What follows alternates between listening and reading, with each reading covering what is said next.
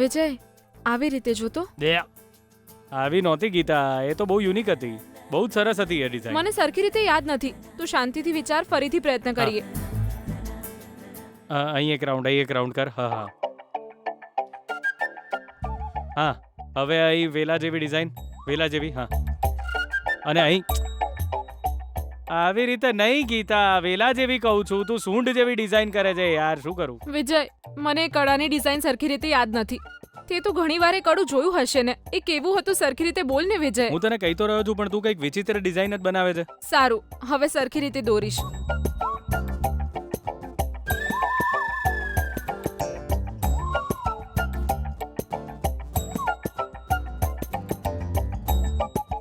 અરે મેં સ્નેક જેવું કહ્યું હતું, તું એક્સ જેવું દોરે છે. આ બધું શું થાય છે ગીતા? આટલા દિવસથી 1 લાખ રૂપિયા કમાવાની ચિંતા હતી. વિચાર્યું હતું કે બધા ટેન્શન પૂરા થશે, હેપી એન્ડિંગ થશે, આપણે બંને લગ્ન કરી સંસાર શરૂ કરશું. પણ આ કડાના લીધે નવું ટેન્શન શરૂ.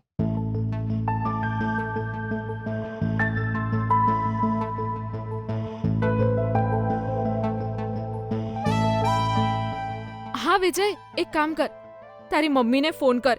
એ કડું કેવું હતું એમને પૂછ. તારું માથું. જો મમ્માને હું આ કડા વિશે પૂછીશ ને તો એ મને પાગલ સમજી લેશે. આ બધી સ્ત્રીઓની વાત છે, હું એમને કંઈ જ ના પૂછું. તું જ ફોન કર અને તું જ પૂછી લે. ઠીક છે.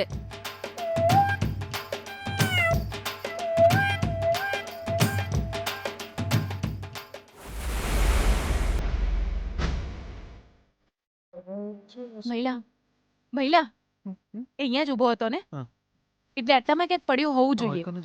શોધ, સરખી રીતે શોધ.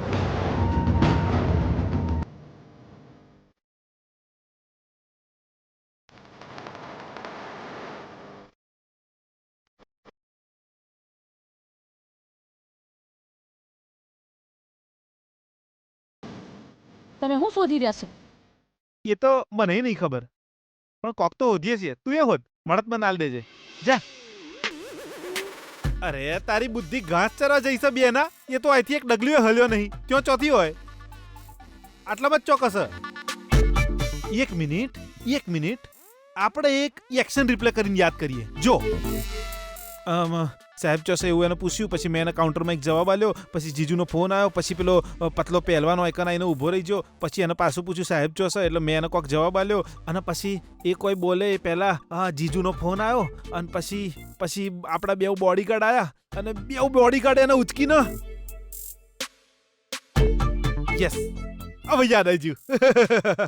એને જ્યારે ઉપાડ્યો ત્યારે એના થેલામાંથી એક કવર આ કાર્પેટ નીચે નાખ્યું. એ કવર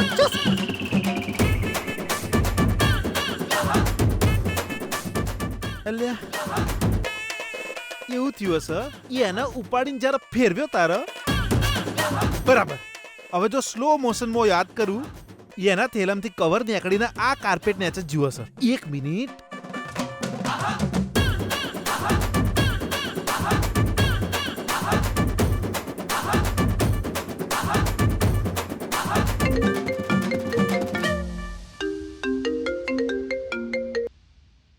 હેલો. હેલો સાસુમાં, તમે કેમ છો? હું મજામાં છું. કંઈ નહીં સાસુમાં, કાલે તમે જે કડું પહેરાવ્યું હતું ને એ બહુ જ સુંદર છે એવું મારા ફ્રેન્ડ્સ વખાણ કરી રહ્યા હતા. એમને પણ એવી જ ડિઝાઇનનું કડું બનાવડાવવું છે, તો તમે ડિઝાઇન વિશે કહેશો સાસુમાં?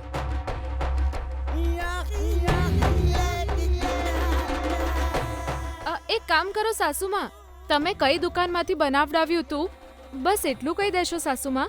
એ મારી દીદીનું કડું છે, અને એ તો અમારા ઘરના પૂર્વજોએ બનાવડાવ્યું હતું. બહુ જ જૂનું છે, અને કઈ જ્વેલરી શોપમાં બનાવ્યું છે મને કેવી રીતે ખબર હોય? અરે ગીતા, તારી પાસે તો કડું છે જ ને, તો પછી ગમે તે દુકાનમાં જઈશ અને કડું બતાવીશ તો એના જેવું બીજું કડું બનાવી આપશે. એમાં તારે મને પૂછવાની શું જરૂર છે? તમે બહુ જ ટેન્શનમાં લાગો છો. કોઈ પ્રોબ્લેમ થઈ છે?